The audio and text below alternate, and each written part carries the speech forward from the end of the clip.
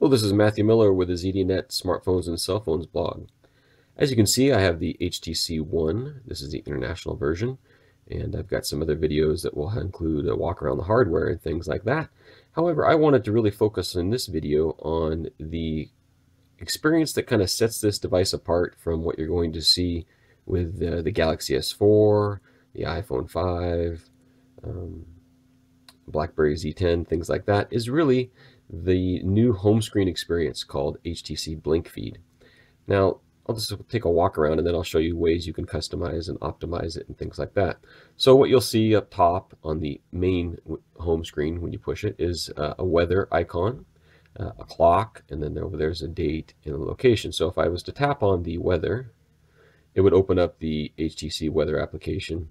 And there's the now, and you can scroll over to hourly, forecast, and then jump between different locations and things like that. So that's a quick view of the weather. And this little icon, it's animated, it'll change. I actually like this versus the full screen, like the big windshield wiper and some of those animations they did in the past, which are pretty slick, but this one is much more subtle. I like the black and white, kind of design and things behind it. And then if we tap on the clock, it opens up the world clock and alarms, stopwatch, and the timer. And I've heard mentioned from somebody that, oh no, here we go again. We have an HTC interface with dual clocks because the Android clock is up there. However, this clock I think is still important to have on there because I use this as an alarm clock all the time. Now, if I tap that, I can jump into my alarms without having to go find the clock app and everything else. Plus, as you scroll up the BlinkFeed, that big clock disappears. It's just on the main screen. So then you're not seeing a dual clock experience. So I don't think that's a bad thing. And then, of course, there's the date, which is always nice to have, and then the location and the temperature, current temperature. So below this, we have the BlinkFeed part, right? And you can see here, maybe you'll see that's Business Insider. There's a Facebook, there's an ESPN, there's a Twitter feed, some more Facebook, CNET, some different feeds of mine. And as I scroll up, you'll see there's some that are pictures and some that are text only. And it goes a page at a time. You can kind of go, you can see the animation as I go part way up.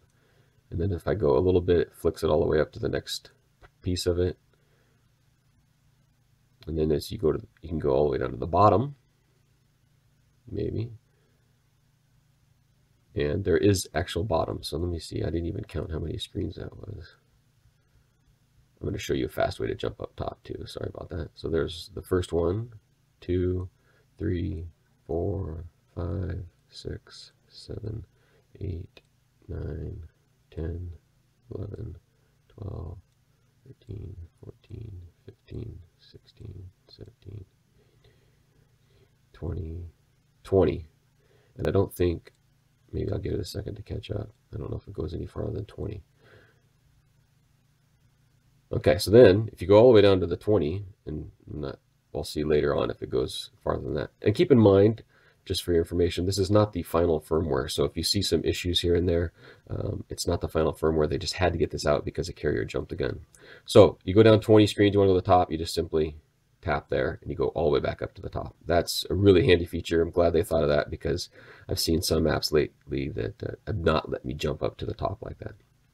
So that's my current BlinkFeed. What do I do to customize that? If I was to pull this down and let go, you can see it has the release to refresh up at the top there, and that'll refresh the BlinkFeed. That's a manual way to refresh, okay? So then if I go into, I'll start over here on the right. That's the menu icon. If I tap the menu icon, we'll see there's topics and services, customize the home screen, settings, and tips and help. So let's jump into the topics and services. Now the one thing, and keep in mind, this is a version 1 of the BlinkFeed. Unfortunately, right now, you have to subscribe to the people that they've partnered with. So unfortunately, I can't put my ZDNet feeds or websites that I specifically follow if they're not already in this data set. But as you can see, these are featured headlines, and you have the Associated Press, Huffington Post, we've got news, we've got some music, we've got ESPN, we've got some tech sites, The Verge, CNET, or CBS Interactive site is there. And that's featured. We swipe over, we've got categories, right? So we can, and if there's some that have like little numbers next to them, you can go dive in farther. So lifestyle, you can see there's fashion, lifestyle highlights. You can toggle these on and off. And you can go through, sports, and then even customize some. I think I have soccer selected down there. Maybe I'll choose baseball as well. And college basketball is coming up, so I'll choose that. So you can go through the categories and customize what you want to see there. There's the featured headlines, and then there's also services and apps, such as Facebook, Flickr, LinkedIn, and Twitter, and then your calendar, Zoe Share, Kid Mode, and TV. So that's what you get to choose from, and then once you do, it'll update with that information. You can also go back here and where it says Customize Home Screen, this is where you can still go and do your full panels and home screen panels and widgets and all that, because as you'll see, there's the home, but if I simply swipe over, I get back into a standard Android interface and do whatever I want with widgets and all that kind of thing. However, this is really kind of convenient for new people to see something like this kind of experience. Go back down, settings. Now there's auto refresh, and if you tap on that, you'll see that you can use Wi-Fi or data Wi-Fi. However, I don't know what the timing is on that. I'm trying to get an answer. Is it 15 minutes, 30 minutes, 1 hour? I'm not quite sure. If you don't have an unlimited data plan or you're a little concerned about that, stick with Wi-Fi for now.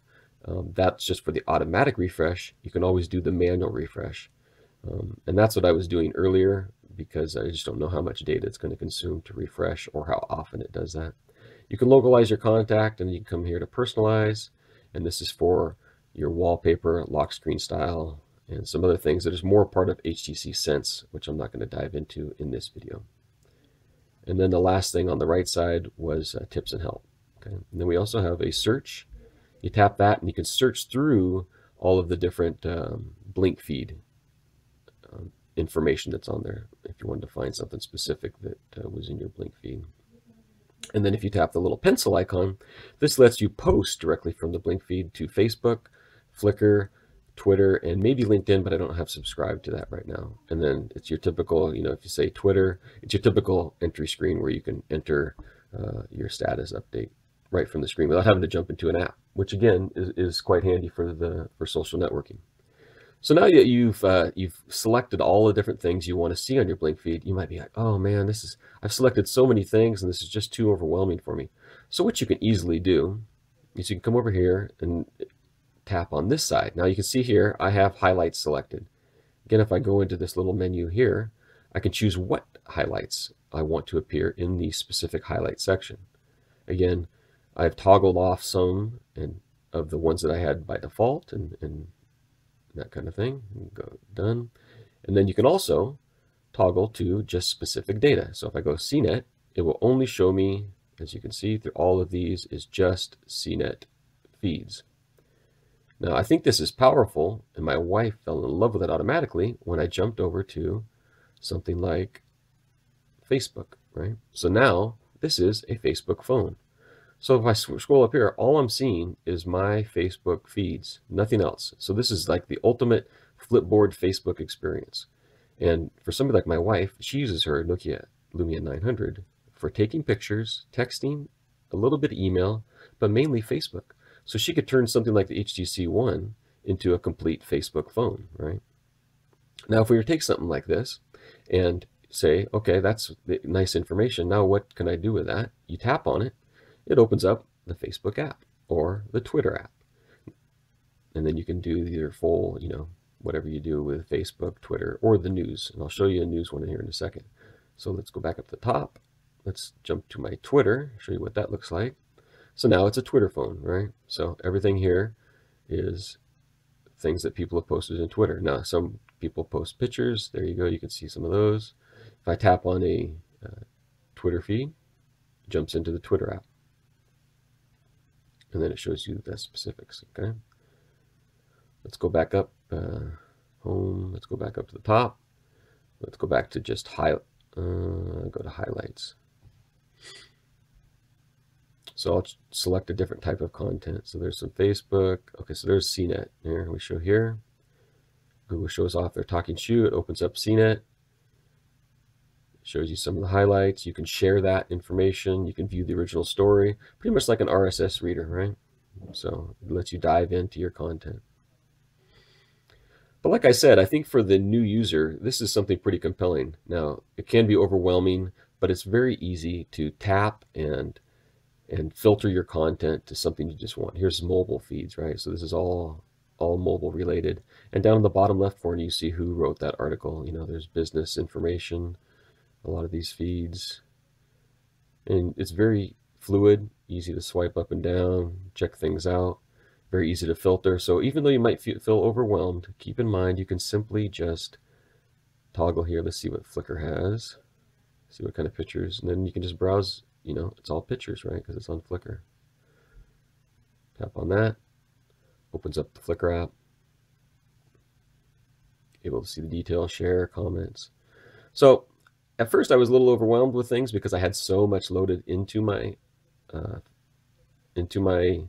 BlinkFeed. However, it's very easy to toggle through things, and it actually is very helpful. I understand HTC did some studies that show people snack on information, and I've shown this to my wife, my neighbor, and my daughter. All three love what they see with BlinkFeed.